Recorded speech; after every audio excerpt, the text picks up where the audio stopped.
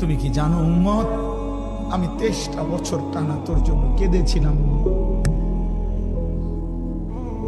আমি এমন কাঁদা কাঁদছি রে উম্মত তোদের জন্য, এশার নামাজের পরে দাঁড়াইছি, ফজরের আজান পর্যন্ত আমি আমার মালিকের কাছে তোদের জন্য, উম্মতের জন্য চোখের পানি ফেলে কাঁদছিলাম। আমার এত চোখের পানি তোর দিল গলাইতে পারলো না। আমি তায়েফের পাথরের আঘাতে আমার পিঠটা চালনির মতো ছিদ্র ছিদ্র হয়ে গেছে রক্তে। আমি বুকে পেটে 2টা পাথর বাঁধছি ক্ষুধার কষ্টে। আমি উহুদের দান শহীদ করা রক্তে উহুদের ময়দানে পড়েছিলাম বেহুশ হয়ে। আমার ঘরের চুলায় 3 মাস রান্নার জন্য কোনোদিন চুলায় আগুন জ্বলে নাই। আমার এত চোখের পানি, এত রক্ত, এত ক্ষুধার কষ্ট, কিছুই তোর মন গলাইতে পারলো না, তোরে সেজদা দিতে পারলো না।